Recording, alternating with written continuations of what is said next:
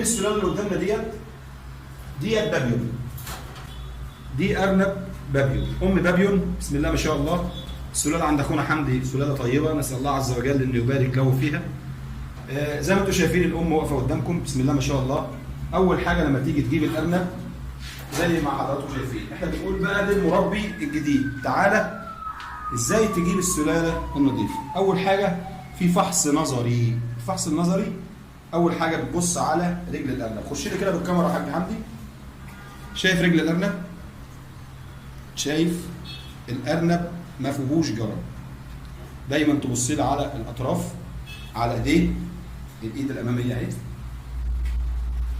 ايد الارنب. بص لي كده يا حاج حمدي، شايف الضفر؟ حاجات دي تكون واضحه قدامك في التصوير كمبتدئ، ماشي؟ مفيش جرب. بص لي تحت دقنه، مفيش جرب. بص لي على الديل، لان دي الاطراف اللي دايما بيبقى فيها الجرب، ما فيهاش جرب. تيجي على الودان، خش لي على الكاميرا، مفيش تسمخ اذن. دي اول حاجه وانت بتشتري الارنب بتاعك. الارنب بتاعك اهو، ارنب حيويته عاليه زي ما انتم شايفين، ارنب ريحه طويل، ارنب الفرو بتاعه ناعم، الفرو ما بيتساقطش في ايدك. وتساقط الفرو ده على فكره مش عيب في السلاله، ده بيبقى نقص املاح معدنيه، ممكن تعوضه انت بزياده في الاملاح المعدنيه، هتضيفها على الاكل او هتضيفها على ميه الشرب. تمام؟ ده صفات الارنب. السلاله دي اللي هي البابيون. تمام؟ البابيون ادي سلاله البابيون. ديت الريكس عشان تبقى عارف. الاسمر اللي قدامك ده بسم الله ما شاء الله من السلالات الجيده في انتاج اللحم. البابيون والريكس والنيوزيلندي زي ما هنوريه لكم دلوقتي. ده الريكس، ارنب ما شاء الله زي ما انتم شايفين، ريحه طويل، شيل على الودان. الودان زي ما انتم شايفين حاجه في منتهى النظافه، حاجه في منتهى الجمال. يعني يا بخت اللي هياخد من عندك هنا حمدي سلالات. تمام؟ الارنب زي ما انتم شايفين ما يكونش الضفر بتاعه طويل. الضفر الطويل والعريض دليل على انه سنه كبير. خش كده على الضفر. طبعا مسكه الارنب يا جماعه عشان تبقوا عارفين، الارنب دايما بيتمسك بالطريقه ديت عشان تبقى انت ملكه. في ناس ترفعه من الودن بس، ده غلط. لما ترفعه من ودنه بس، تخيل هو وزنه 3 4 كيلو وانت معلقهم على لحمه الودن، فده غلط.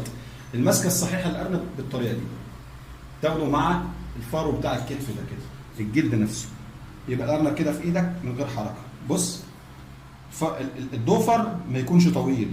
شايف الضفر عمقه قد ايه؟ ده معناه ان سنه صغير. العين ما تكونش فيها دموع او فيها عماص. خلي بالكاميرا كده على العين، ما يكونش فيها عماص. دي صفات جيده في الارنب. ده الريكس من السلالات الناتجه للحم الجيده جدا. الريكس والفلندر، الريكس والفلندر والنيوزيلندي والبابيون، وفيما يسمى البلجيكي والبوكسات والداتش، ده بيدخل في مضمون ما يسمى تجاريا بخط اسكندريه.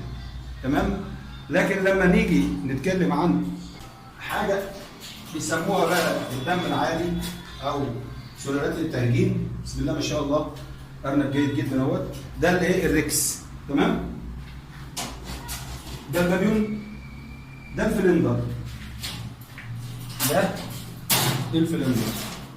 تمام؟ سلالة ممتازة جدا. سلالة ممتازة جدا من حيث، خد بالك ان كل اللي انا بتكلم معاك في الفيديو ده عنه الريكس، البابيون، فلندر، النيوزيلندي، في النتاج واحد. اولا الام بترمي، ممكن لو الخصوبة انت معليها كويس ترمي معاك ل 14 ارنب في البطن. تمام؟ احجام زي ما انت شايف، ادي طول الارنب قدامك. تمام؟ ده الفلندر. البطن لون شعر البطن فاتح، اللون الثاني رمادي، لون الظهر رمادي. ده ايه؟ الارنب عالي. ده الفلندر. ارنب عالي طويل. ارنب ما شاء الله ريحه طويل زي ما انت شايف. الارنب الفرنساوي يمتاز ان ودنه طويله، دماغه كبيره. طبعا الذكر بيبقى حجم الراس عنده اكبر من الانثى. ده بالنسبه للفلندر. عندنا احنا صورنا كده البابيون، الريكس، الفلندر، ماشي. عندنا النيوزيلندي، دي البوسكات، دي البوسكات، بسم الله ما شاء الله. البوسكات دايما لون الودان اولا العين الحمراء دي مشتركه معاك في البوسكات وفي النيوزيلندي، هوريك النيوزيلندي دلوقتي. تمام؟ الودان بيبقى لونها اسود، واحيانا البوسكات بيبقى لون الرجل من هنا ومن هنا والايد والاطراف دول بيبقوا اسود، والديل كمان بيبقى اسود. دي اللون بتاعها مش اسود قوي، لكن احيانا بيبقى الديل والودان والرجلين اسود. ده بتعرف ان هي الايه؟ البوسكات. برضه من نفس السلالات الجيده الممتازه جدا في التربيه. تمام؟ كمان الانف بيبقى فيه سواد او لون مختلف عنه زي ما هو واضح قدامك، يا رب يكون واضح في الصوره. تمام؟ ده بالنسبه للايه؟ للبوسكات. ده من الانواع الجيده في تربيه الارنب. تمام؟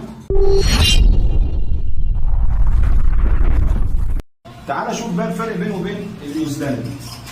ادي النيوزيلندي عشان المربي الجديد يبقى عارف هو داخل على المشروع. شايف الودان؟ الودان هنا بيضه خالص. تمام؟ هنا الودان لونها اسود او بني في البوسكات. العين بتبقى حمراء واحيانا بتبقى احمر من كده كمان في النيوزيلندي. النيوزيلندي كله ابيض، كله ابيض، الديل ابيض، الارجل بيضه، الودان بيضه. اما في النيوزيلندي الانف في البوسكات الانف بيبقى لونه مختلف اسود او بني. الودان الاطراف اللي هي الاماميه والخلفيه بتبقى لونها مختلف. طبعا في دي مش واضحه، ان شاء الله بنوريها لكم في فيديو تاني. تمام؟ يبقى عندنا كده 5 انواع ممكن تبدا بيهم او 6 انواع. الفرلاندي، ارجع تعالى معايا في الكاميرا. الفرلاندي كمبتدئ تبدا بيه سلاله جيده. البابيون، الريكس، تمام، النيوزيلندي، والبوسكات. البوسكات اهي. اما البلجيكي انا هوريك شكل البلجيكي برضو.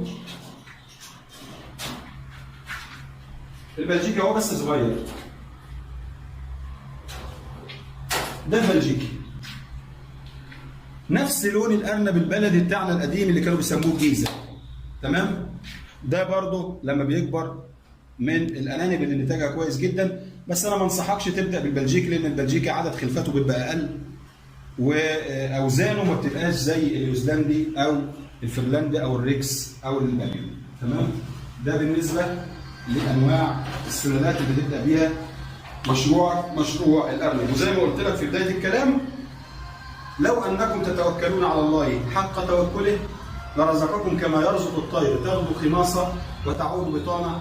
ده حديث من لا ينطق عن الهوى سيدنا محمد صلى الله عليه وسلم. السلام عليكم ورحمة الله وبركاته. كل يعمل لايك، كل يعمل شير، كل يعمل سبسكرايب، ما تنسوش تفعلوا